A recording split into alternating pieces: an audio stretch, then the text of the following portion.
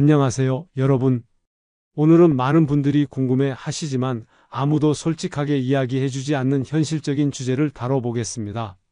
지난주 요양원을 방문했을 때 만난 84세 김 할아버지의 이야기입니다.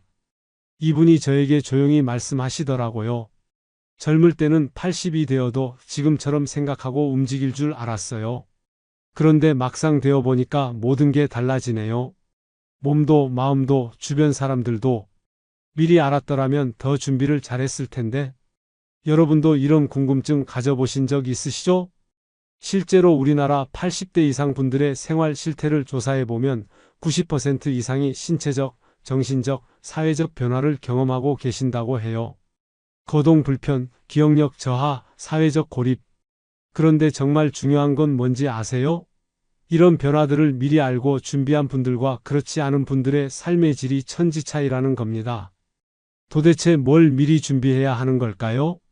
실제로 제가 인터뷰한 87세 박 할머니는 같은 나이대지만 훨씬 평온하게 지내고 계세요. 또 82세 최 할아버지는 현실을 받아들이면서도 나름대로 행복을 찾고 계시고요. 비결은 바로 80대 이후의 변화를 미리 알고 현실적으로 대비하신 것이었습니다. 오늘 1시간 동안은 80대 이후에 찾아오는 변화들을 솔직하고 현실적으로 말씀드리겠습니다. 무섭게 들릴 수도 있지만 미리 아는 것과 모르는 것의 차이는 정말 크거든요. 이 영상 끝까지 보시면 3가지를 얻으실 수 있어요.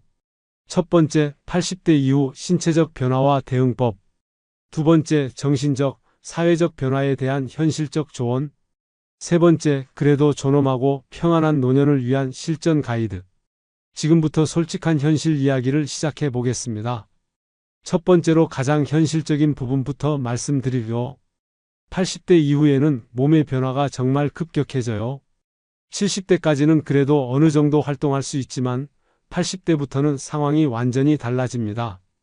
제가 만난 83세 윤 할머니 이야기를 들어보세요. 이분은 70대까지만 해도 혼자서 시장도 보고 요리도 하고 집안일도 다 하셨어요. 그런데 80세가 넘어가면서 갑자기 변화가 시작되었다고 해요. 먼저 다리 힘이 약해지면서 계단 오르내리기가 힘들어지셨고 그 다음에는 손목, 어깨 관절까지 아프기 시작하셨대요. 지금은 휠체어 없이는 이동하기 어려운 상태예요. 또 다른 예로 81세 정 할아버지는 시력과 청력에 큰 변화가 왔다고 해요. 70대까지는 안경만 써도 신문을 읽을 수 있었는데 80이 넘으면서 아무리 안경을 바꿔도 글씨가 잘 안 보이기 시작했다고 해요. 귀도 마찬가지예요. 보청기를 껴도 대화하기가 쉽지 않으시대요. 가장 어려운 건 화장실 문제예요. 이건 정말 솔직하게 말씀드려야 할 부분인데 80대 이후에는 70% 이상이 대소변 조절에 어려움을 겪으신다고 해요.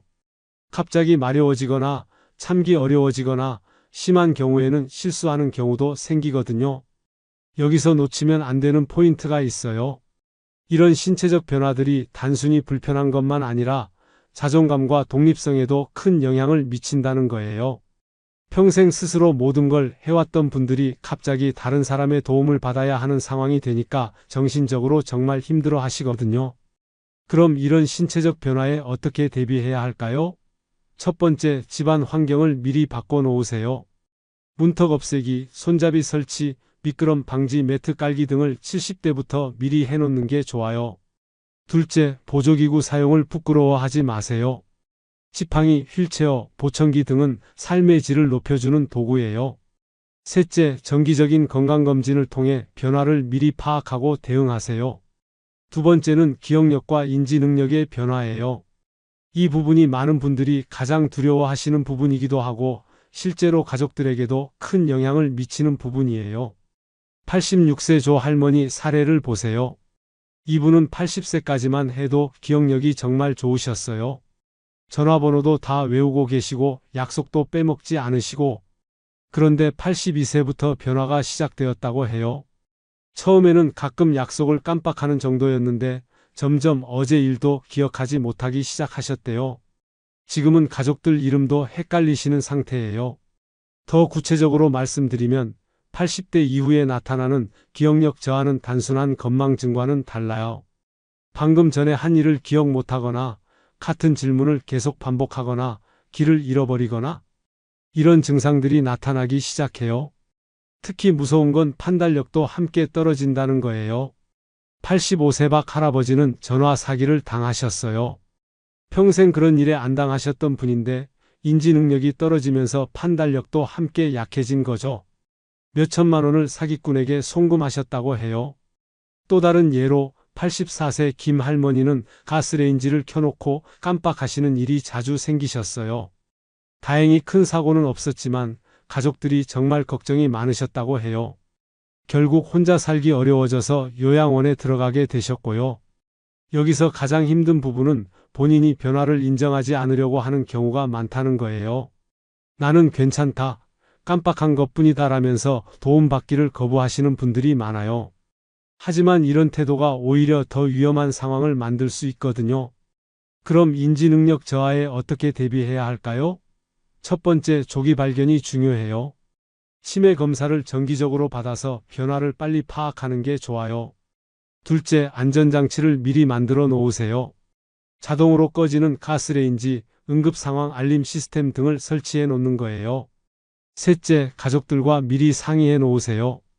어떤 상황이 되면 도움을 받을지 미리 정해 놓는 게 좋아요. 세 번째는 사회적 관계의 급격한 변화예요. 80대가 되면 주변 사람들이 하나둘씩 떠나가기 시작해요. 이게 정말 현실적으로 가장 슬픈 부분이기도 해요. 제가 인터뷰한 88세 이 할아버지 이야기를 들어보세요. 이분 말씀이 친구들이 하나씩 세상을 떠나가요. 작년에만 3명이 돌아가셨어요. 장례식 가는 게 가장 많은 외출이 된 것 같아요 라고 하시더라고요. 평생 함께했던 친구들, 동료들이 점점 줄어들면서 외로움이 이만저만이 아니라고 해요. 또 다른 현실은 자녀들과의 관계 변화예요. 82세 최 할머니는 이렇게 말씀하시더라고요.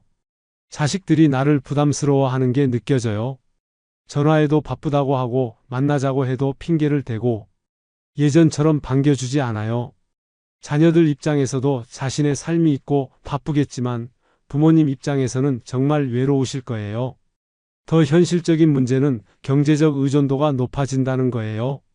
80대가 되면 대부분 연금만으로 생활하게 되는데 의료비 지출이 급격히 늘어나면서 경제적 어려움을 겪게 되는 경우가 많아요. 87세 정 할아버지는 한 달 병원비만 100만 원이 넘는다고 하시더라고요. 가장 어려운 건 사회적 역할의 상실이에요. 평생 누군가의 아버지, 어머니, 할아버지, 할머니로 살아왔는데 80대가 되면서 그런 역할들도 점점 줄어들어요. 손자, 손녀들도 커서 할머니, 할아버지가 필요 없어지고 가족 내에서도 의견을 물어보지 않게 되고 이런 사회적 고립은 우울증으로 이어지는 경우가 많아요. 실제로 80대 이상 분들 중에 40% 이상이 우울증 증상을 보인다는 연구 결과도 있어요. 그럼 사회적 관계 변화에 어떻게 대응해야 할까요? 첫 번째, 새로운 관계를 만드는 것보다는 기존 관계를 소중히 하세요. 남아있는 친구들, 가족들과의 시간을 더 의미 있게 보내는 거예요. 둘째, 역할의 변화를 받아들이세요. 주도하는 역할에서 지켜보는 역할로 바뀔 수 있어요. 셋째, 도움을 요청하는 걸 부끄러워하지 마세요. 혼자 견디려고 하지 말고 필요할 때는 도움을 구하세요. 지금부터 더 중요한 이야기를 해드리려. 네 번째는 바로 일상생활의 급격한 변화예요. 80대가 되면 지금까지 당연하게 해왔던 일들이 갑자기 어려워집니다. 89세 한 할머니의 하루 일과를 들어보세요. 아침에 일어나는 것부터가 일이에요. 침대에서 일어나는 데만 30분이 걸려요. 화장실 가는 것도 조심조심, 세수하는 것도 힘들고 밥 해먹는 것도 이제는 너무 어려워서 대부분 배달 음식이나 간단한 것만 먹어요. 이렇게 기본적인 일상생활조차 혼자서는 어려워지는 거예요. 요리가 특히 어려워져요. 83세 박 할아버지는 평생 요리는 아내가 해주셨는데 아내가 먼저 돌아가시고 나서 혼자 해먹어야 하는데 정말 힘들다고 하세요.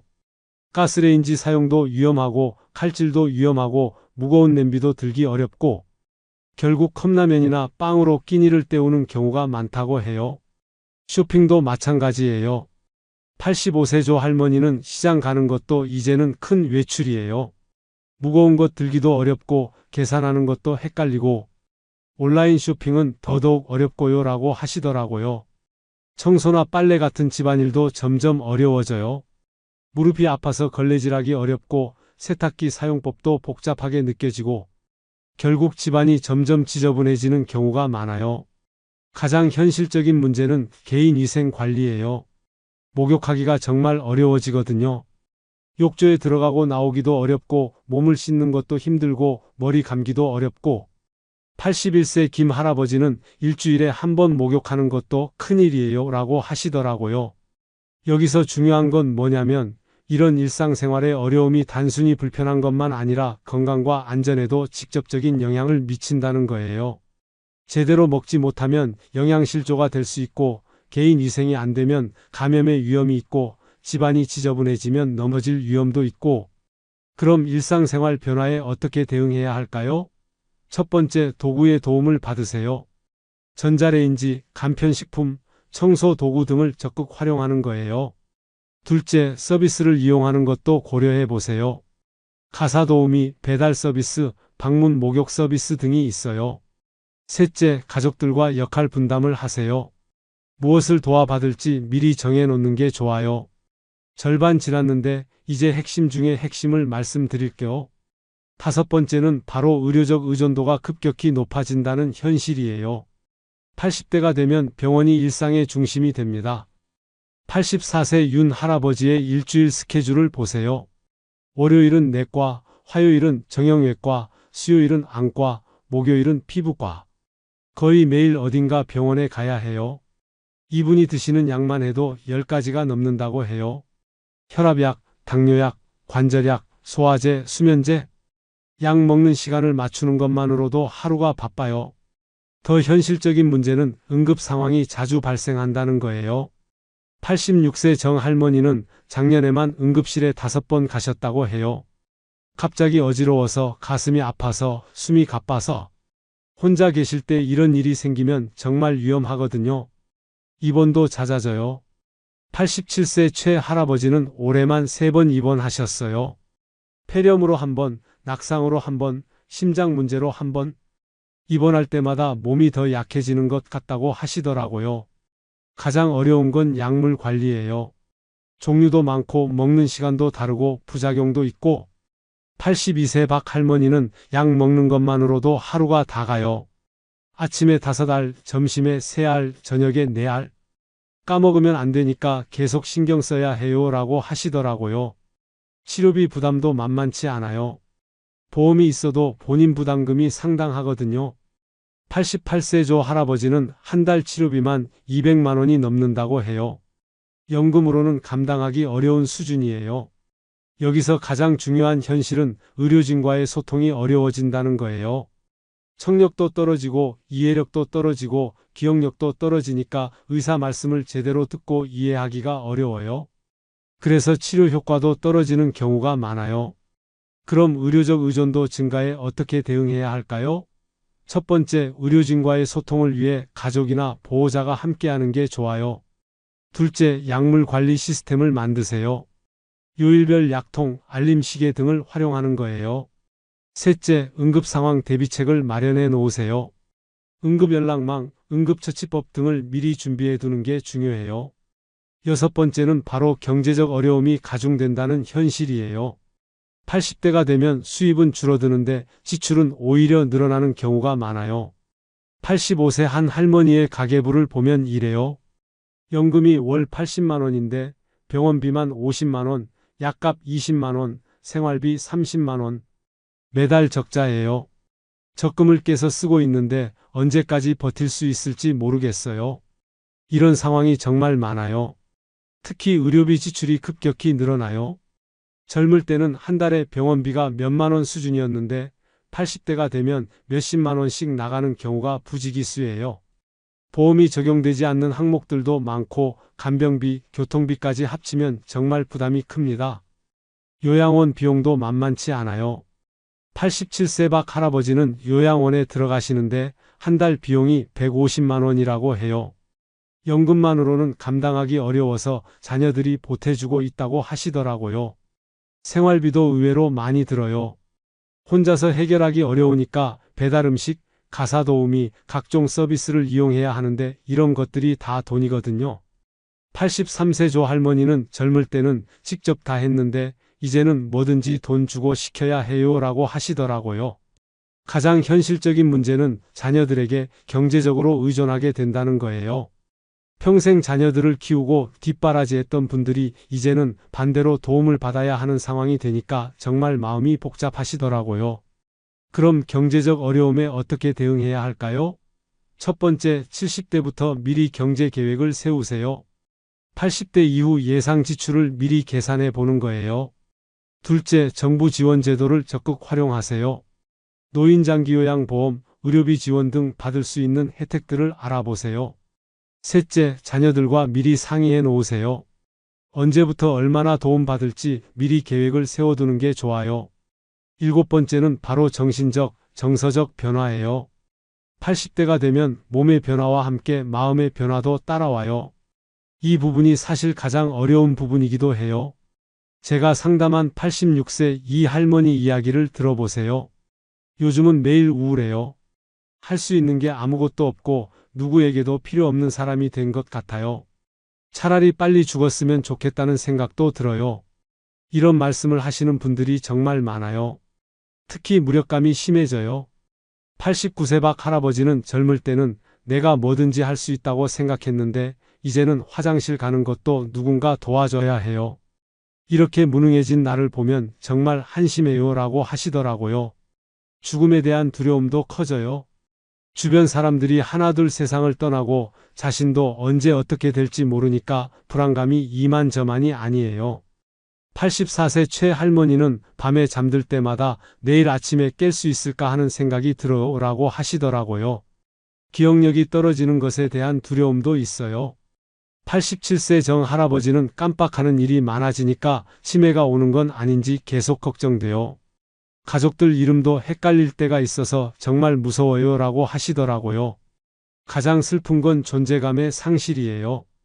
평생 누군가에게 필요한 사람으로 살았는데 80대가 되면서 점점 짐이 되는 존재로 느껴진다는 거예요.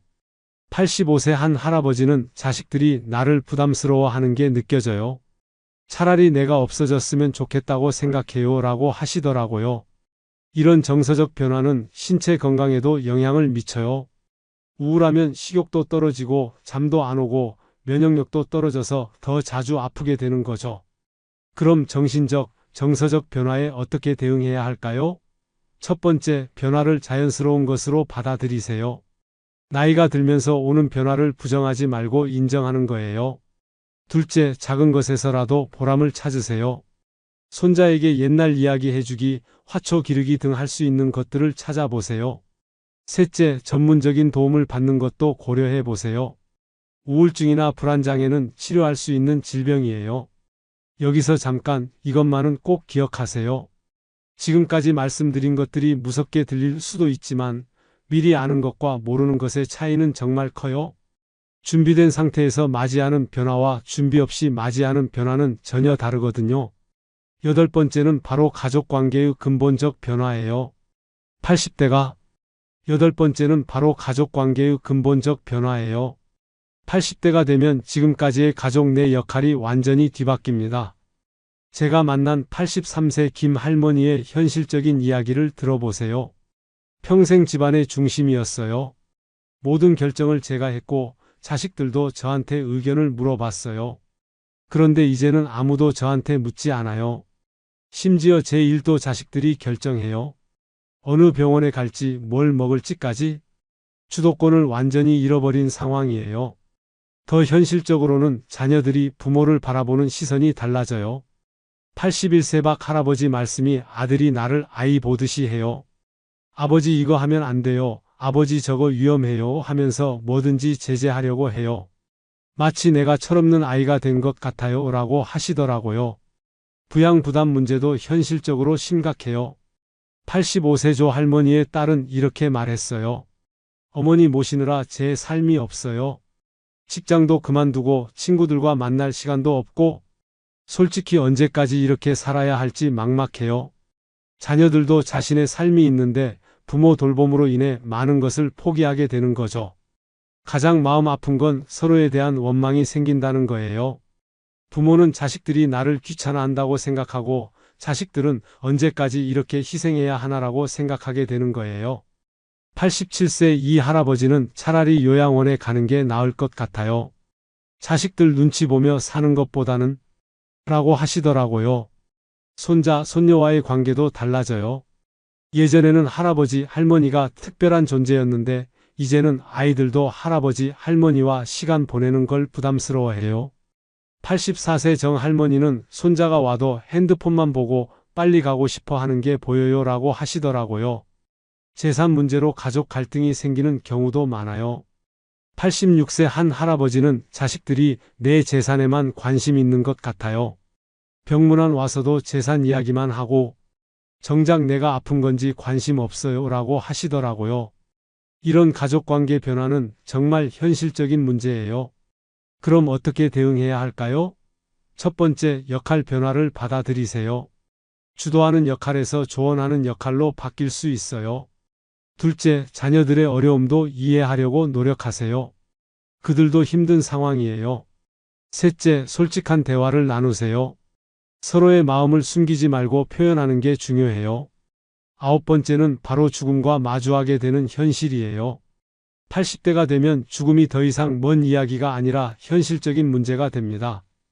88세 윤 할아버지의 솔직한 고백을 들어보세요. 작년에만 친구 5명이 세상을 떠났어요. 장례식장에 가는 게 가장 많은 외출이 됐어요. 다음에는 내 차례인가 하는 생각이 계속 들어요. 주변 사람들의 죽음을 자주 목격하게 되면서 자신의 죽음도 현실로 다가오는 거예요. 건강검진 결과가 나올 때마다 불안해요. 82세 최 할머니는 병원에 갈 때마다 무슨 나쁜 소식을 들을까 봐 떨려요. CT 찍고 혈액 검사하고 결과 기다리는 시간이 정말 길어요 라고 하시더라고요. 몸의 신호들도 예전과 다르게 느껴져요. 84세 박 할아버지는 가슴이 조금만 아파도 심장마비인가 싶고 머리가 아프면 뇌출혈인가 싶고 모든 증상이 죽음과 연결되는 것 같아요 라고 하시더라고요. 가장 현실적인 문제는 죽음을 준비해야 한다는 거예요. 유언장 작성, 장례 준비, 재산 정리 이런 것들을 미루기 어려운 나이가 되는 거죠. 86세 조 할머니는 요즘 장례용품점 앞을 지날 때마다 한 번씩 둘러봐요. 미리 준비해놔야 자식들이 편할 것 같아서요 라고 하시더라고요. 혼자 죽을지도 모른다는 두려움도 있어요. 89세 정 할아버지는 밤에 혼자 있으면 이대로 죽으면 누가 알까 하는 생각이 들어요. 며칠 후에나 발견될 수도 있고 라고 하시더라고요. 이런 죽음에 대한 두려움과 현실적 준비에 어떻게 대응해야 할까요? 첫 번째, 죽음을 자연스러운 과정으로 받아들이려고 노력하세요. 피할 수 없는 현실이라면 준비하는 게 낫죠? 둘째, 가족들과 솔직하게 대화하세요. 어떤 죽음을 원하는지, 어떤 장례를 원하는지 미리 얘기해 두세요. 셋째, 종교나 철학적 위안을 찾아보세요. 죽음에 대한 두려움을 줄여주는 데 도움이 될 수 있어요. 마지막 정리, 오늘의 하이라이트입니다. 10번째는 바로 그래도 존엄하게 살 수 있는 방법들이에요. 지금까지 어려운 현실들을 말씀드렸지만 그래도 80대를 존엄하게 보낼 수 있는 방법들이 있어요. 제가 만난 91세강 할머니는 정말 인상적이셨어요. 몸은 불편하시지만 정신은 또렷하시고 매일 일기를 쓰신다고 해요. 내가 살아온 이야기를 적어 놓으면 후손들에게 도움이 될 것 같아요. 비록 몸은 아프지만 마음은 평안해요 라고 하시더라고요. 또 87세 박 할아버지는 제한된 몸 상황에서도 할 수 있는 일들을 찾으셨어요. 손자에게 옛날 이야기 들려주기, 화초물 주기, 라디오 듣기. 작은 것들이지만 나름의 의미를 찾고 있어요. 완전히 포기하지 않고 자신만의 방법을 찾으신 거죠. 존엄사에 대한 준비도 중요해요. 85세 이 할머니는 무의미한 연명치료는 받지 않겠다고 가족들과 약속했어요. 품위 있게 생을 마감하고 싶어요 라고 하시더라고요. 자신의 죽음에 대해서도 주도권을 가지려고 하시는 거예요. 마지막 시간을 의미 있게 보내는 방법들도 있어요. 89세 조 할아버지는 평생 못했던 것들을 하나씩 해보고 있어요. 그림 그리기, 시 쓰기, 서툴지만 재미있어요 라고 하시더라고요. 가족들과의 화해도 중요해요. 83세 한 할머니는 그동안 서운했던 것들을 다 내려놓기로 했어요. 남은 시간이 얼마 없는데 원망하며 살기 싫어요 라고 하시더라고요. 봉사활동이나 나눔도 할 수 있어요. 86세 정 할아버지는 몸이 불편하시지만 전화로 다른 독거노인들과 안부를 주고받는 일을 하고 계세요. 나보다 더 외로운 분들이 많아요. 전화 한 통이라도 위안이 되는 것 같아요 라고 하시더라고요. 그럼 80대를 존엄하게 보내려면 어떻게 해야 할까요? 첫 번째, 작은 것에서라도 의미를 찾으세요. 완전히 포기하지 말고 할 수 있는 것들을 찾아보세요. 둘째, 과거에 매달리지 말고 현재에 집중하세요. 지금 이 순간이 가장 중요해요. 셋째, 가족들과 솔직하게 소통하세요. 원망보다는 이해와 용서가 더 평안을 가져다줘요. 화면 앞에서 따라해 보세요. 지금 당장 종이 한 장과 펜을 가져오세요. 그리고 이렇게 적어보세요. 80대가 되기 전에 준비하고 싶은 것 5가지. 건강관리, 경제준비, 가족관계, 주거환경, 마음의 준비. 뭐든 좋아요. 적어보셨나요? 이제 그 중에서 가장 시급한 것 하나에 동그라미를 쳐보세요. 바로 그게 지금부터 준비해야 할 첫 번째 과제예요. 잠깐 이것만은 꼭 기억하세요. 오늘 말씀드린 현실들이 무섭게 들릴 수도 있지만 이것이 피할 수 없는 우리 모두의 미래라는 점입니다. 하지만 미리 알고 준비하면 훨씬 나은 80대를 보낼 수 있어요. 가장 중요한 건 혼자 준비하려고 하지 마세요. 가족들과 함께 계획을 세우고 필요하면 전문가의 도움도 받으세요. 사회복지사, 간병인, 의료진, 도움받는 걸 부끄러워하지 마세요. 그리고 너무 미래만 걱정하지 마시고 현재를 소중히 하세요. 지금 건강할 때, 지금 가족들과 함께 할 수 있을 때 그 시간들을 더 의미 있게 보내세요. 마지막으로 80대도 인생의 한 과정이라는 걸 받아들이세요. 어려운 시기이긴 하지만 그 안에서도 나름의 의미와 행복을 찾을 수 있어요. 포기하지 말고 끝까지 존엄하게 살 수 있는 방법을 찾아보세요. 오늘 1시간 동안 80대 이후의 현실적인 변화들에 대해 말씀드렸습니다. 신체적 변화, 인지능력 저하, 사회적 고립, 일상생활의 어려움, 의료 의존도 증가, 경제적 부담, 정서적 변화, 가족관계 변화, 죽음과의 마주함, 그리고 그래도 존엄하게 사는 방법까지 다뤘습니다. 특히 기억해 주셨으면 하는 것은 이런 변화들을 미리 알고 준비하는 것과 모르고 당하는 것의 차이는 정말 크다는 점입니다. 무섭고 어려운 현실이지만 피할 수 없다면 현명하게 준비하는 게 최선이에요. 여러분의 노년이 비록 어려움이 있더라도 존엄하고 평안하기를 진심으로 바랍니다. 구독과 좋아요로 응원해 주시고 다음에도 도움이 되는 현실적인 내용으로 찾아뵙겠습니다. 오늘도 건강하고 소중한 하루 보내세요. 감사합니다. 잠깐 영상을 끄지 마세요. 지금부터 30초만 투자하면 여러분의 노후가 완전히 달라질 수 있습니다. 상상해 보세요. 20년 후의 여러분 모습을. 아침에 눈을 뜨면 어디에 있을까요? 침대에서 일어나기 힘들어서 누군가의 도움을 기다리고 있을까요? 아니면 여전히 두 다리로 씩씩하게 걸어서 친구들을 만나러 갈까요? 통장을 열어봤을 때 바닥이 보일까요? 아니면 여유롭게 손자 손녀에게 용돈도 주고 가끔 여행도 떠날 수 있을까요? 스마트폰을 보며 혼자서도 병원 예약을 하고 은행 업무를 볼 수 있을까요? 아니면 젊은 직원의 눈치를 보며 어르신, 이렇게 하시면 안 돼요 라는 말을 들으며 위축될까요? 지금 이 순간이 바로 그 미래를 결정하는 분기점입니다. 오늘 여러분께 보여드릴 것은 단순한 노후 준비가 아닙니다. 존엄한 노후를 위한 생존 매뉴얼입니다. 제가 지난 10년간 만난 수천 명의 어르신들을 통해 깨달은 진실을 말씀드리겠습니다. 노후는 갑자기 찾아오지 않습니다. 지금 이 순간부터 이미 시작되고 있습니다. 그리고 준비된 사람과 준비하지 않은 사람의 차이는 상상하시는 것보다 훨씬 큽니다. 여러분은 지금 어떤 노후를 꿈꾸고 계신가요? 막연하게 건강하게만 살면 되라고 생각하고 계신가요? 아니면 구체적인 계획이 있으신가요? 오늘 이 영상을 끝까지 보시면 여러분은 완전히 달라질 겁니다. 노후를 막연한 두려움의 대상이 아니라 충분히 준비할 수 있는 인생의 새로운 장으로 보게 될 것입니다. 지금부터 3명의 실제 인물을 만나보겠습니다. 이분들은 모두 70대 초반이지만 삶의 모습이 완전히 다릅니다. 이 3분의 하루를 보면서 여러분이 어떤 노후를 선택할지 생각해 보시기 바랍니다. 첫 번째 분은 김순자 할머니입니다. 72세 부산에 혼자 살고 계십니다. 순자 할머니의 어제 하루를 따라가 보겠습니다. 새벽 5시 잠에서 깼지만 일어날 이유가 없습니다. 침대에서 천장만 바라보며 일시간을 보냅니다. 6시가 되어서야 몸을 일으킵니다. 아침은 어제 남은 김치찌개에 밥 한 공기. 혼자 먹는 밥은 항상 맛이 없습니다. 7시부터 TV를 틉니다. 아침 뉴스, 드라마 재방송, 홈쇼핑. 시간이 어떻게 가는지도 모릅니다. 오전 11시 잠깐 현관문을 열어봅니다. 복도에는 아무도 없습니다. 이웃과 마지막으로 인사를 나눈 게 언제인지 기억나지 않습니다. 점심은 라면에 달걀 하나. 과거에는 이런 걸 끼니라고 부르지 않았는데 이제는 그마저도 귀찮습니다.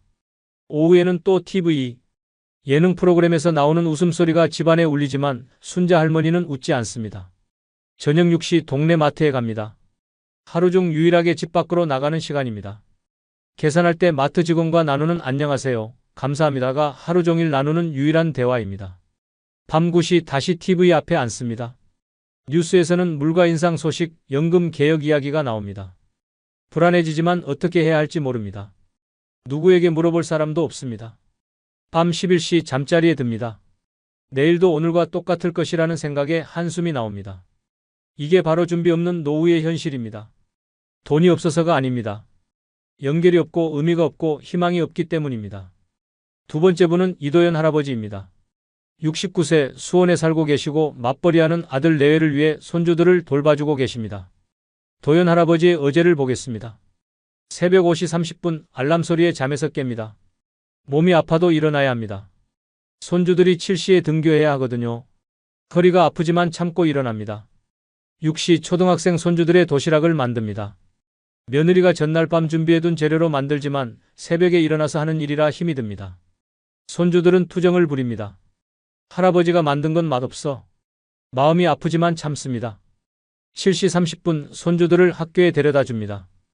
20분 걸어가야 하는데 무릎이 아파서 중간에 2번 쉬어야 합니다. 다른 할아버지 할머니들과 마주치지만 인사만 하고 지나칩니다. 대화할 시간도 여유도 없습니다. 오전 9시 집으로 돌아와서 설거지와 청소를 합니다. 젊은 시절에는 하지 않던 집안일이지만 며느리를 도와야 한다는 생각에 합니다. 하지만 허리와 무릎이 점점 더 아파집니다. 오전 11시 잠깐 쉬려고 소파에 앉습니다. 병원에 가고 싶지만 손주들 학교 시간에 맞춰야 해서 갈 수 없습니다. 친구들과 만날 약속도 모두 취소했습니다. 손주들 때문에 바쁘다는 핑계로 말이죠. 오후 2시 손주들이 하교합니다. 학원에 데려다주고 간식을 챙겨주고 숙제를 도와줍니다. 요즘 초등학생 공부는 너무 어려워서 잘 모르겠지만 그래도 옆에 앉아 있어 줍니다. 저녁 7시 아들 내외가 퇴근합니다. 가족 모두 함께 저녁을 먹지만 도현 할아버지는 피곤해서 말이 없습니다.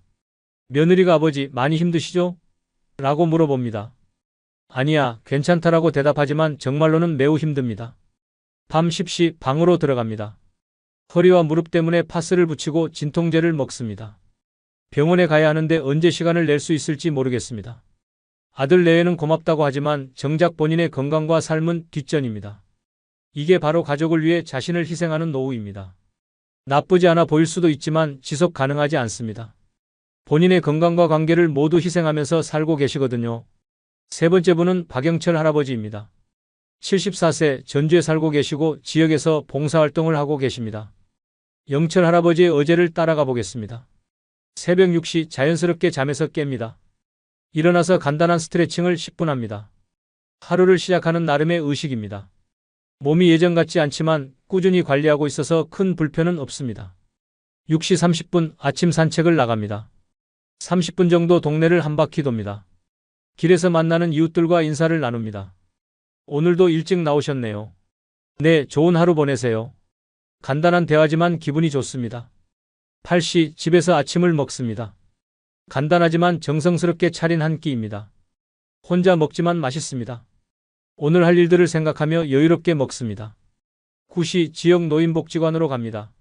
오늘은 초등학교에서 아이들에게 옛날 이야기를 들려주는 날입니다.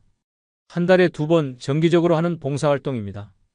아이들이 할아버지 왔다 며 반겨주면 정말 기분이 좋습니다. 오전 11시 아이들과 시간을 보냅니다. 할아버지가 어렸을 때는요. 로 시작하는 이야기를 아이들이 눈을 반짝이며 듣습니다. 자신의 경험이 누군가에게 도움이 되고 즐거움이 된다는 사실이 뿌듯합니다. 점심시간 같이 봉사하는 다른 어르신들과 식사를 합니다. 서로의 안부를 묻고 요즘 관심사를 나눕니다. 혼자가 아니라는 느낌이 듭니다. 나이가 비슷해서 공감대도 많습니다. 오후 2시 집으로 돌아와서 잠깐 낮잠을 잡니다. 30분 정도만 자고 일어납니다.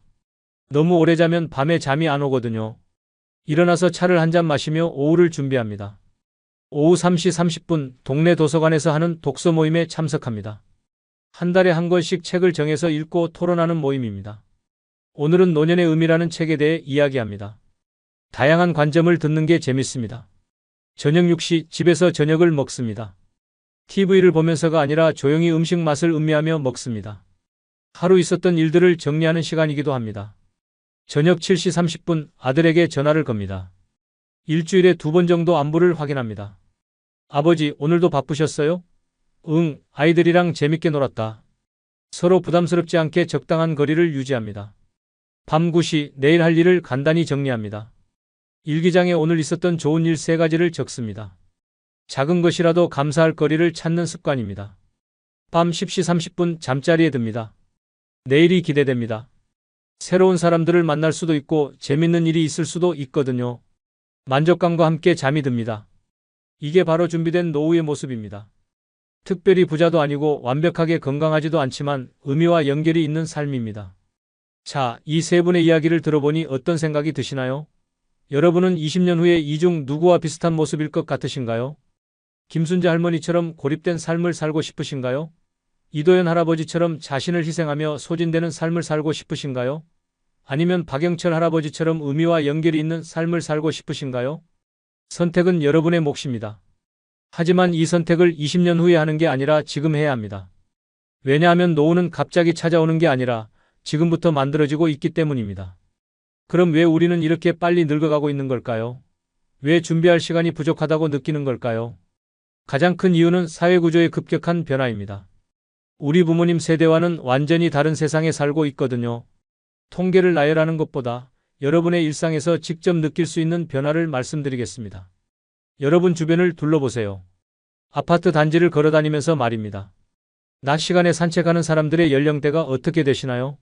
대부분 60대 이상이실 겁니다. 젊은 사람들은 모두 일하러 나가고 아이들은 학교나 학원에 가 있으니까요. 버스를 타보세요. 평일 오전 10시쯤에 타보시면 승객의 절반 이상이 어르신들이실 겁니다. 병원에 가는 분들, 복지관에 가는 분들, 시장에 가는 분들이 대부분입니다. 동네 상권을 보세요. 예전에는 문구점, 장난감 가게, 학용품점이 많았는데 이제는 약국, 병원, 요양용품점이 더 많습니다. 이게 바로 고령화 사회의 현실입니다. 좀 더 구체적으로 계산해 보겠습니다. 여러분이 지금 살고 계신 동네에서 아시는 사람 10명을 떠올려 보세요. 이웃, 동료, 친구, 가족 모두 포함해서 말입니다. 이 10명 중에서 65세 이상인 분이 몇 분이나 되시나요? 만약 여러분이 평균적인 한국인이라면 10명 중 3명에서 4명 정도가 65세 이상일 겁니다. 2050년에는 이게 4명에서 5명으로 늘어날 예정입니다. 절반 가까운 사람들이 노인인 사회에 살게 되는 거죠. 이게 여러분의 삶에 어떤 영향을 미칠까요? 첫째, 부양 부담이 급격히 늘어납니다. 지금은 노인 1명을 젊은이 3명이 부양하지만 앞으로는 젊은이 1.5명이 노인 1명을 부양해야 합니다. 여러분의 자녀들에게는 엄청난 부담이 되겠죠. 둘째, 의료비와 돌봄 비용이 급상승합니다. 병원은 더 붐비고 간병비는 더 비싸지고 요양원은 더 부족해집니다. 지금도 요양원 한 달 비용이 200만 원에서 300만 원인데 앞으로는 더 올라갈 겁니다. 셋째, 사회 활력이 떨어집니다. 새로운 일자리는 줄어들고 혁신은 더뎌지고 전체적인 경제 성장률이 둔화됩니다. 여러분의 연금과 자산 가치에도 영향을 미치겠죠. 넷째, 세대 갈등이 심해집니다. 젊은 세대는 왜 우리가 이렇게 많은 세금을 내야 하냐고 불만을 가질 것이고 노인 세대는 우리가 이 나라를 일궜는데 왜 홀대 받아야 하냐고 억울해할 겁니다. 하지만 이런 거시적인 변화보다 더 중요한 것은 여러분 개인의 준비입니다. 사회가 어떻게 변하든 준비된 사람은 살아남고 준비하지 않은 사람은 어려움을 겪게 됩니다. 그럼 지금부터 구체적인 준비 방법을 알려드리겠습니다. 크게 4가지 영역으로 나눠서 말씀드릴게요. 건강, 돈, 기술, 그리고 관계입니다. 먼저 건강부터 시작하겠습니다. 제가 가장 강조하고 싶은 개념이 있습니다. 기능적 수명이라는 개념입니다. 단순히 얼마나 오래 사는가가 아니라 얼마나 오래 자립적으로 사는가가 중요하다는 뜻입니다. 두 가지 시나리오를 상상해 보세요. 시나리오 A 85세까지 살지만 마지막 10년은 병원 침대에서 보냅니다. 혼자서는 화장실도 가기 어렵고 식사도 도움이 필요합니다. 가족들은 돌아가면서 간병을 하느라 지쳐가고 의료비는 월 300만 원씩 나갑니다. 시나리오 B 80세까지 살지만 마지막까지 자신의 두 발로 걷고 스스로 식사하고 독립적으로 생활합니다. 마지막 6개월 정도만 약간의 도움을 받고 비교적 평안하게 생을 마감합니다. 여러분은 어떤 시나리오를 선택하시겠어요? 당연히 B죠. 그럼 B 시나리오를 위해서는 어떻게 준비해야 할까요? 핵심은 근력과 균형 감각, 그리고 심폐기능을 유지하는 것입니다. 복잡한 운동을 할 필요는 없어요. 집에서도 충분히 할 수 있는 간단한 운동들만으로도 효과를 볼 수 있습니다. 가장 기본이 되는 운동을 알려드리겠습니다. 의자 스쿼트라고 하는 운동입니다. 의자에 앉았다가 일어서기를 반복하는 운동인데 별것 아닌 것 같지만 하체 근력 강화에 정말 효과적입니다. 하루에 10번만 해도 됩니다. 방법은 이렇습니다. 의자에 앉습니다. 두 팔을 가슴 앞에서 X자로 교차해서 놓습니다. 그 상태에서 팔에 도움 없이 다리 힘만으로 일어납니다. 2초 동안 서 있다가 천천히 앉습니다. 이게 1회입니다. 처음에는 5번도 힘드실 수 있어요. 그럼 5번부터 시작하세요. 일주일에 하나씩 늘려가면 됩니다. 3개월 후에는 20번도 할 수 있을 겁니다.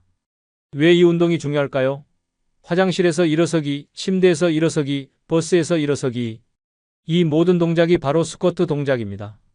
이 근력이 떨어지면 일상생활이 어려워지는 거예요. 두 번째는 물통 들기 운동입니다. 1.5리터 물통 2개를 준비합니다. 처음에는 물을 반만 채워서 시작하세요. 두 손에 하나씩 들고 팔을 옆으로 들어 올렸다가 내리는 운동입니다. 10번씩 3세트 하시면 됩니다. 이 운동은 어깨와 팔 근력을 기르는 데 도움이 됩니다. 높은 곳에서 물건을 내리거나 세탁물을 널거나 짐을 들 때 필요한 근력이에요. 세 번째는 균형 훈련입니다. 벽이나 의자를 옆에 두고 한 발로 서 보세요. 처음에는 10초도 힘드실 거예요. 그럼 벽을 잡고 시작하세요. 점점 벽에서 손을 떼고 나중에는 눈을 감고도 할 수 있도록 연습하세요. 균형 감각이 떨어지면 넘어지기 쉽습니다. 65세 이상에서 넘어져서 다치는 사고가 교통사고보다 더 많다는 사실 아시나요? 균형 감각 훈련만으로도 낙상 사고를 90% 이상 예방할 수 있어요. 이 세 가지 운동을 매일 하시되 중요한 원칙이 하나 있습니다. 회복일을 반드시 만드시라는 것입니다. 젊을 때는 매일 운동해도 괜찮았지만 나이가 들면 회복 시간이 필요합니다. 이틀 운동하고 하루 쉬거나 사흘 운동하고 하루 쉬는 패턴을 추천합니다. 그리고 아픈 곳이 있으면 무리하지 마세요. 무릎이 아프면 물속에서 걷기를 하시고 허리가 아프면 누워서 하는 운동을 하세요. 자신의 몸 상태에 맞게 조절하는 것이 중요합니다. 운동만큼 중요한 것이 정기검진입니다. 1년에 한 번은 종합검진을 받으시고 6개월에 한 번은 기본적인 혈압, 혈당, 콜레스테롤 검사를 받으세요. 조기에 발견하면 치료할 수 있는 질병들이 많습니다. 치아 관리도 중요합니다. 6개월에 한 번은 치과에 가서 스케일링을 받으시고 충치나 잇몸 질환이 있으면 빨리 치료하세요. 나이 들어서 치아를 잃으면 영양 상태가 나빠지고 전체적인 건강에 악영향을 미칩니다. 두 번째 준비 영역은 돈입니다. 노후 자금 계획을 세울 때 가장 많이 하는 실수가 무엇인지 아세요? 막연하게 많이 모아야지라고 생각하는 것입니다. 구체적인 목표와 계획 없이는 준비가 어렵습니다. 제가 실제 상담한 사례를 들려드리겠습니다. 66세 정미라 할머니의 가계부입니다. 정할머니의 월 지출 내역을 보면 이렇습니다. 생활비 120만 원. 여기에는 식비, 공과금, 교통비 등이 포함됩니다. 의료비 50만 원. 당뇨병 약값, 정기검진, 물리치료비가 들어갑니다. 기타 비용 50만 원. 경조사비, 손주 용돈, 예상치 못한 지출들입니다. 총 220만 원이 매달 나갑니다. 그런데 수입은 어떨까요? 국민연금 80만 원, 기초연금 30만 원, 개인연금 30만 원, 총 140만 원입니다. 220만 원 나가고 140만 원 들어오니까 매달 80만 원이 부족합니다. 1년이면 960만 원, 10년이면 9,600만 원이 부족한 거예요. 이게 바로 현실입니다. 정할머니처럼 부족분이 생기는 경우 어떻게 해결해야 할까요? 크게 3가지 방법이 있습니다. 첫째, 지출을 줄이는 것입니다. 하지만 이미 최소한의 생활비만 쓰고 계신 분들에게는 쉽지 않아요. 둘째, 수입을 늘리는 것입니다. 아르바이트를 하거나 작은 사업을 시작할 수 있지만 건강과 체력에 한계가 있습니다. 셋째, 미리 준비한 자금을 사용하는 것입니다. 이게 가장 현실적인 방법이에요. 그럼 얼마나 준비해야 할까요? 저는 3개 주머니 전략을 추천합니다. 첫 번째 주머니는 단기 자금입니다. 1년에서 3년간 사용할 돈으로 생활비 부족분과 응급 상황에 대비하는 자금입니다. 정할머니의 경우라면 80만 원 곱하기 36개월 약 3천만 원 정도가 필요합니다. 이 돈은 언제든지 찾을 수 있는 곳에 보관해야 합니다. 은행 예금이나 CMA 같은 상품이 적합해요. 수익률은 낮더라도 안전성과 유동성이 중요합니다. 두 번째 주머니는 중기 자금입니다. 3년에서 10년간 사용할 돈으로 큰 의료비나 주택 수리비, 요양비 등에 대비하는 자금입니다. 대략 5천만 원에서 1억 원 정도 준비하시면 됩니다. 이 돈은 적당한 수익률과 안전성을 동시에 추구해야 합니다. 국채, 회사채, 혼합형 펀드 같은 상품들이 적합해요. 인플레이션을 고려해서 실질 구매력을 유지할 수 있는 수준의 수익률은 얻어야 합니다. 세 번째 주머니는 장기 자금입니다. 10년 후부터 사용할 돈으로 나중에 거동이 불편해질 때를 대비하는 자금입니다. 5천만 원에서 1억 원 정도 준비하시되 이 돈은 당분간 사용하지 않을 예정이니까 좀 더 공격적으로 투자할 수 있습니다. 주식, 부동산, 해외 투자 같은 상품들을 고려해 볼 수 있어요. 다만 위험도가 높으니까 전체 자산의 30%를 넘지 않는 선에서 하시기 바랍니다. 이렇게 계산하면 총 1억 3천만 원에서 2억 3천만 원 정도가 필요합니다.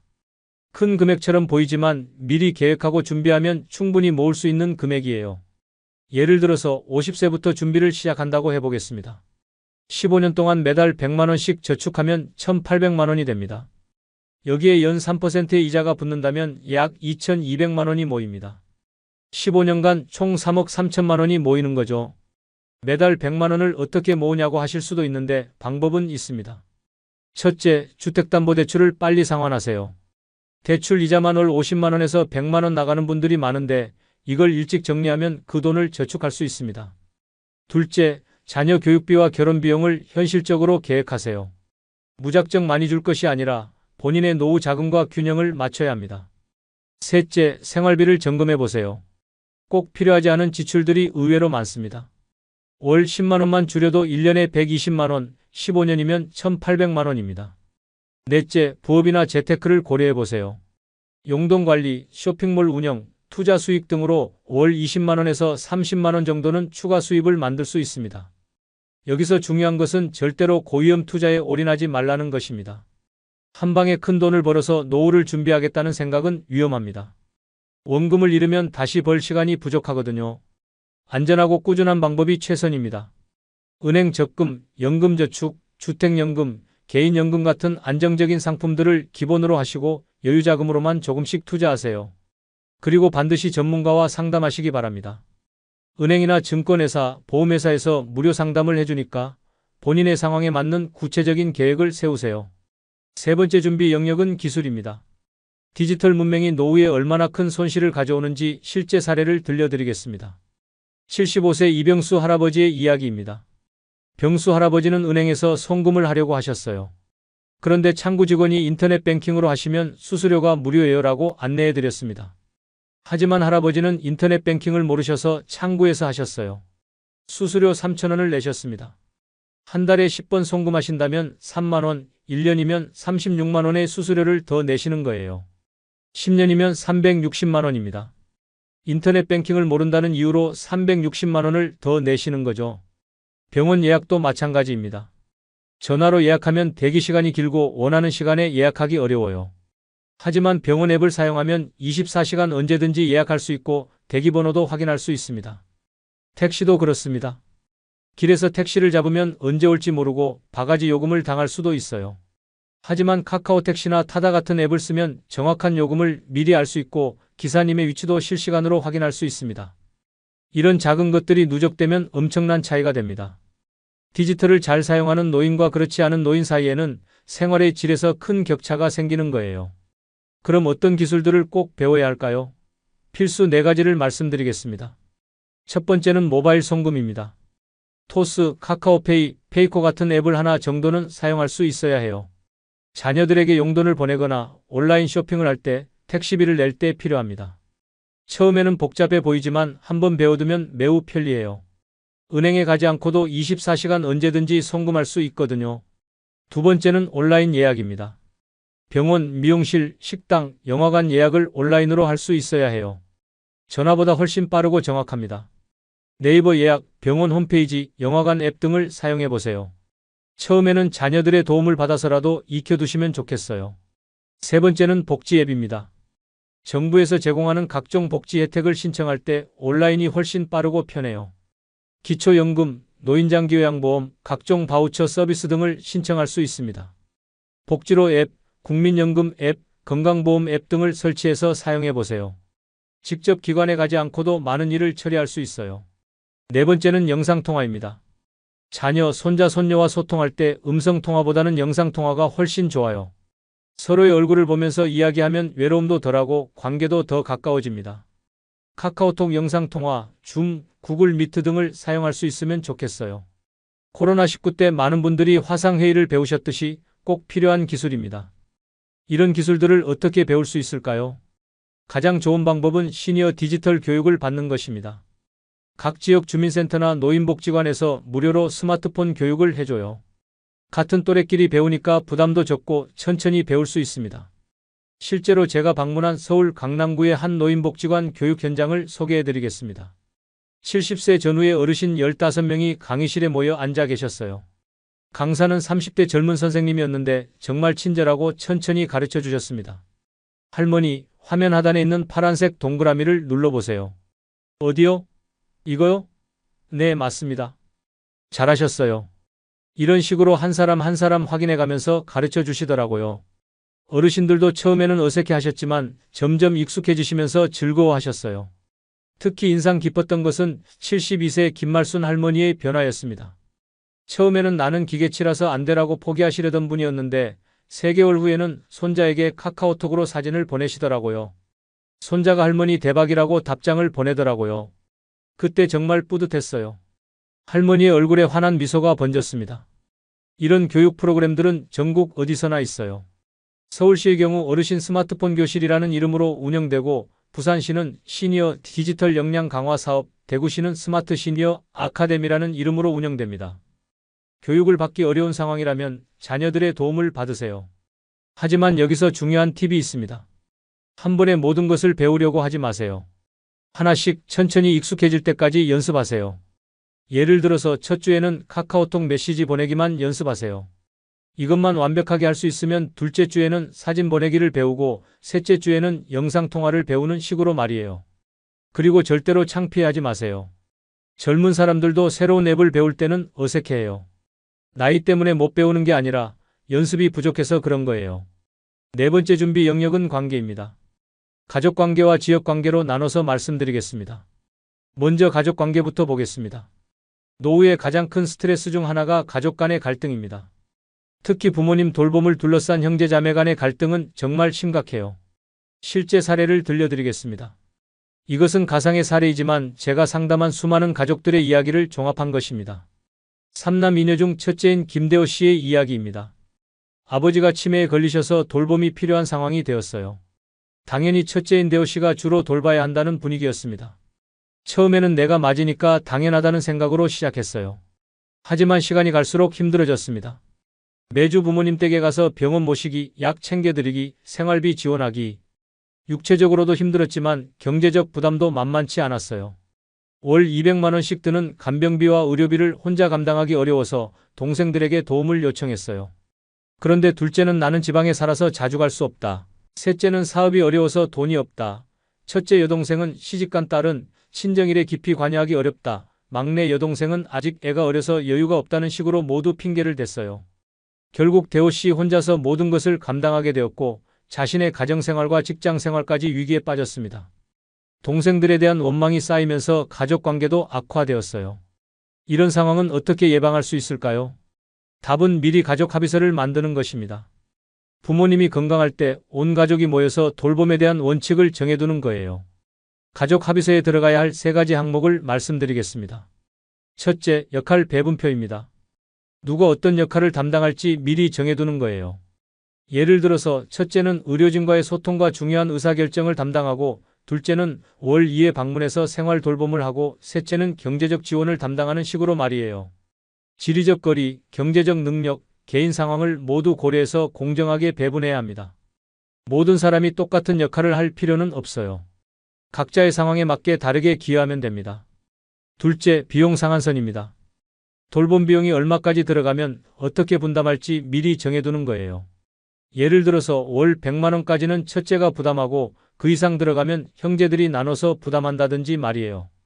그리고 요양원에 모실 경우의 비용 분담, 간병인을 고용할 경우의 비용 분담도 미리 정해두세요. 돈 문제로 싸우는 것만큼 가족 관계를 악화시키는 것도 없거든요. 셋째, 의료의사결정 기록입니다. 부모님이 의식을 잃거나 판단력을 잃으셨을 때 누가 대신 의료진과 상의하고 결정할지 미리 정해두는 거예요. 그리고 부모님의 평소 생각도 기록해두세요. 연명치료는 어떻게 할 것인가, 장기 기증은 어떻게 할 것인가, 장례는 어떻게 치를 것인가 같은 것들을 미리 이야기해 두시면 좋겠어요. 막상 그런 상황이 되면 가족들이 혼란스러워 하거든요.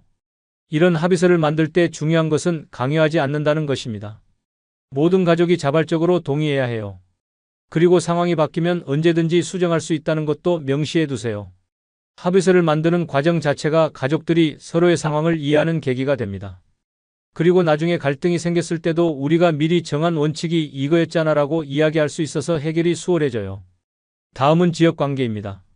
노후에는 가족보다 이웃이 더 중요할 수 있어요. 가족은 멀리 살거나 바빠서 자주 만나기 어렵지만 이웃은 가까이 있어서 위급할 때 더 빨리 도움을 받을 수 있거든요. 제가 강조하고 싶은 개념이 10분 생활권입니다. 집에서 걸어서 10분 내에 필요한 시설들이 모두 있어야 한다는 뜻입니다. 체크리스트를 만들어 드릴게요. 여러분 집에서 걸어서 10분, 즉 반경 500m 안에 이 5가지가 있는지 확인해 보세요. 첫째, 병원 또는 의원입니다. 내과, 정형외과, 안과, 치과 중에서 최소 2곳은 있어야 해요. 걸어서 갈 수 있는 거리에 병원이 없으면 나이가 들어서 정말 불편합니다. 둘째, 약국입니다. 24시간은 아니어도 적어도 저녁 8시까지는 문을 여는 약국이 있어야 해요. 응급 상황에 약을 사러 갈 수 있거든요. 셋째, 마트 또는 시장입니다. 장을 보러 갈 수 있는 곳이 있어야 해요. 대형마트는 아니어도 생활에 필요한 기본적인 것들을 살 수 있는 곳이면 됩니다. 넷째, 은행 또는 우체국입니다. ATM만 있어도 괜찮지만 창구 업무를 볼 수 있는 곳이 있으면 더 좋아요. 복잡한 금융 업무는 아직도 창구에서 하는 경우가 많거든요. 다섯째, 복지관 또는 주민센터입니다. 각종 복지 서비스를 신청하거나 동호회 활동을 할 수 있는 곳이 있어야 해요. 사회적 연결의 거점이 되는 곳입니다. 이 5가지가 모두 10분 내에 있다면 최고이지만 현실적으로 어려울 수 있어요. 그럼 최소한 병원과 마트는 반드시 가까이 있어야 합니다. 만약 지금 살고 계신 곳이 이 조건에 맞지 않는다면 노후를 위해서 이사를 고려해 볼 필요가 있어요. 나중에 거동이 불편해지면 이사하기 더 어려우니까 미리 준비하시는 게 좋겠어요. 그리고 이웃 연락망을 구축하세요. 최소 3명 정도는 위급할 때 연락할 수 있는 이웃이 있어야 해요. 어떻게 이웃과 친해질 수 있을까요? 가장 쉬운 방법은 동네 산책을 하면서 인사를 나누는 것입니다. 매일 같은 시간에 나가다 보면 자연스럽게 얼굴을 익히게 되고 인사를 나누게 되고 이야기를 하게 돼요. 아파트에 살고 계시면 엘리베이터에서 만날 때 먼저 인사하세요. 몇 층이세요? 날씨가 좋네요. 오늘도 좋은 하루 보내세요 같은 간단한 말부터 시작하면 됩니다. 동네 상점을 이용할 때도 점원이나 사장님과 대화를 나눠보세요. 오늘 뭐가 신선해요? 이 동네 산지 얼마 안 돼서 잘 모르는데 맛있는 식당 어디 있어요? 같은 질문을 하면 자연스럽게 대화가 시작돼요. 종교시설이나 복지관의 프로그램에 참여하는 것도 좋은 방법입니다. 같은 관심사를 가진 사람들을 만날 수 있고 정기적으로 만나면서 친분을 쌓을 수 있어요. 중요한 것은 너무 부담스럽게 접근하지 않는다는 것입니다. 한 번에 깊은 관계를 만들려고 하지 말고 서서히 친분을 쌓아가세요. 그리고 상대방의 사생활을 지나치게 캐묻지 마시고요. 이웃과 좋은 관계를 유지하는 비결은 적당한 거리입니다. 너무 가까우면 부담스럽고 너무 멀면 소용없어요. 평소에는 인사 정도만 나누다가 필요할 때 서로 도움을 주고받는 관계가 이상적입니다. 5번째 준비 영역은 일과 의미입니다. 많은 분들이 은퇴 후에 할 일이 없어서 무료함을 느끼십니다. TV만 보거나 집에만 있으면 몸도 마음도 금세 늙어요. 적당한 일거리가 있어야 건강하고 의미 있는 노후를 보낼 수 있습니다. 하지만 여기서 말하는 일이라는 것은 젊을 때 했던 치열한 경쟁의 일이 아니에요. 자신의 경험과 지혜를 나누면서 사회에 기여하고 보람을 느낄 수 있는 일입니다. 실제 사례들을 들려드리겠습니다. 첫 번째는 도서관 서가 정리 봉사입니다. 68세 김문희 할머니는 평생 책을 좋아하셨어요. 은퇴 후에 동네 도서관에서 봉사를 시작하셨는데 주 2회 하루 3시간씩 책 정리를 도와드립니다. 단순한 일 같지만 문희 할머니에게는 큰 의미가 있어요. 새로운 책들을 먼저 볼 수 있고 사서 선생님들과 책 이야기를 나눌 수 있고 도서관을 이용하는 지역 주민들과도 자연스럽게 인사를 나누게 됩니다. 책을 정리하다 보면 이런 좋은 책이 있구나 하고 발견하게 돼요. 그럼 집에 가서 빌려다 읽죠. 그리고 다음에 다른 분들께 추천해드리기도 하고 정말 즐거워요. 문희 할머니의 얼굴에는 환한 미소가 있었습니다. 두 번째는 초등학교 안전도우미입니다. 72세 박정수 할아버지는 아침 7시 30분부터 8시 30분까지 동네 초등학교 앞에서 아이들의 안전한 등교를 도와주고 계십니다. 아이들이 할아버지 안녕하세요 라고 인사해주면 정말 기분이 좋아요. 가끔 위험한 상황에서 아이들을 보호해줄 수 있어서 뿌듯하기도 하고요. 우리 손자 손녀뻘 되는 아이들이니까 정말 소중하죠. 이 일은 하루에 1시간만 하면 되고 주 5일째라서 주말에는 쉴 수 있어요. 적당한 책임감과 보람을 동시에 얻을 수 있는 일입니다. 세 번째는 공원 가꾸기 봉사입니다. 65세 이순옥 할머니는 동네 작은 공원의 화단을 가꾸는 일을 하고 계십니다. 월요일과 목요일 주 2회 오전에 나가서 꽃과 나무를 돌봅니다. 젊을 때부터 식물 키우는 걸 좋아했는데 아파트에서는 마음껏 할 수 없잖아요. 그런데 여기서는 넓은 화단을 마음껏 가꿀 수 있어서 정말 좋아요. 계절마다 다른 꽃을 심고 주민들이 꽃이 예쁘다고 말해주시면 정말 기뻐요. 이런 경험형, 봉사형 일자리의 특징은 무엇일까요? 첫째, 경쟁이 심하지 않습니다. 젊은 사람들이 원하는 일이 아니라서 상대적으로 기회가 많아요. 둘째, 시간 부담이 크지 않습니다. 하루 종일 해야 하는 일이 아니라 하루 2-3시간, 주 2-3회 정도만 하면 되는 경우가 대부분이에요. 셋째, 스트레스가 적습니다. 실적을 내야 한다는 압박도 없고 복잡한 인간관계도 없어요. 넷째, 보람을 느낄 수 있습니다. 자신이 하는 일이 누군가에게 도움이 되고 사회에 기여한다는 느낌을 받을 수 있어요. 다섯째, 새로운 관계를 만들 수 있습니다. 비슷한 관심사를 가진 사람들을 만나면서 새로운 친분을 쌓을 수 있어요. 이런 일자리는 어디서 찾을 수 있을까요? 가장 좋은 곳은 주민센터입니다. 각 지역마다 다양한 자원봉사 프로그램을 운영하고 있어요. 정기적으로 봉사자를 모집하니까 관심 있는 분야가 있으면 문의해보세요. 노인복지관도 좋은 정보원입니다.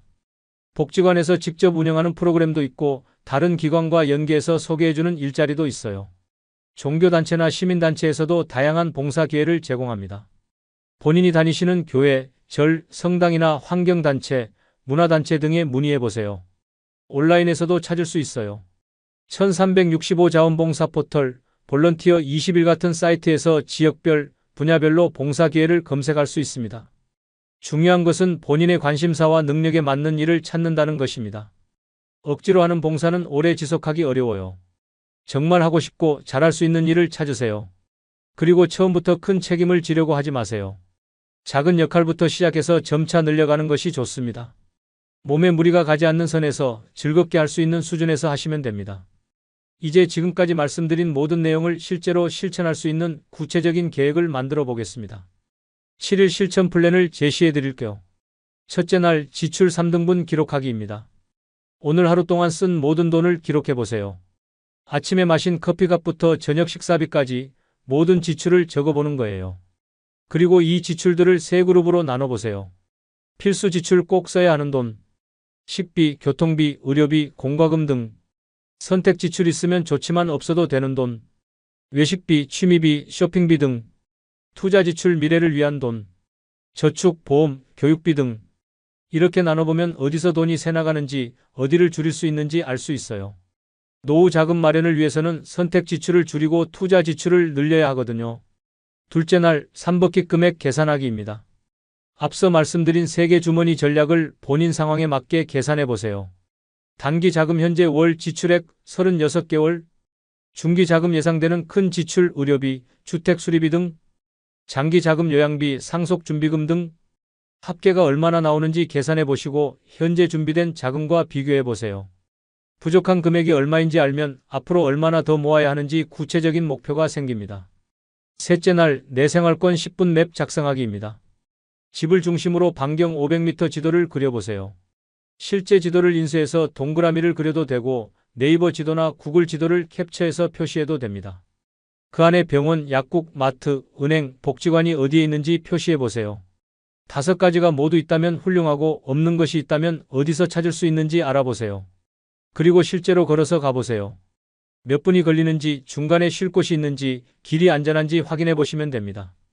넷째 날 의자 스쿼트 10회 시작하기입니다. 오늘부터 매일 의자 스쿼트 10회를 시작해 보세요. 앞서 설명드린 대로 의자에서 일어섰다 앉기를 팔에 힘을 쓰지 않고 다리 힘만으로 하는 거예요. 처음에는 힘들 수도 있어요. 그럼 5회부터 시작하셔도 됩니다. 중요한 것은 매일 하는 것이고 점차 늘려가는 것입니다. 운동을 한 후에는 간단한 기록을 남기세요. 오늘 10회 완주, 7회까지만 가능 이런 식으로 메모해두면 나중에 발전된 모습을 확인할 수 있어요. 5째 날 가족회의 초안 잡기입니다. 형제 자매들과 노부모 돌봄에 대해 이야기할 계획을 세워보세요. 언제 어디서 누구와 이야기할지 정하는 거예요. 부모님이 아직 건강하시다면 부모님도 함께 참여하시는 게 좋습니다. 부모님의 의견을 들어야 제대로 된 계획을 세울 수 있거든요. 미리 의제를 정해두세요. 역할 분담은 어떻게 할 것인가, 비용 분담은 어떻게 할 것인가, 의료 결정은 누가 할 것인가 같은 구체적인 주제들 말이에요. 그리고 분위기가 무거워지지 않도록 주의하세요. 우리가 미리 준비해두면 나중에 더 편할 거야 라는 식으로 긍정적으로 접근하시면 됩니다. 6째 날 스마트폰 예약 연습하기입니다. 오늘은 스마트폰으로 뭔가를 예약해보는 연습을 해보세요. 병원 예약이 가장 실용적이지만 처음에는 식당 예약이나 영화 예약부터 시작해도 좋아요. 네이버에서 병원 예약을 검색해 보시거나 자주 가시는 병원의 홈페이지에 들어가 보세요. 예약 시스템이 있는지 확인해 보시고 실제로 예약까지는 하지 않더라도 어떤 절차인지 한번 따라가 보세요. 어려우시면 자녀나 지인에게 도움을 요청하세요. 한번 배워두면 평생 써먹을 수 있는 기술입니다.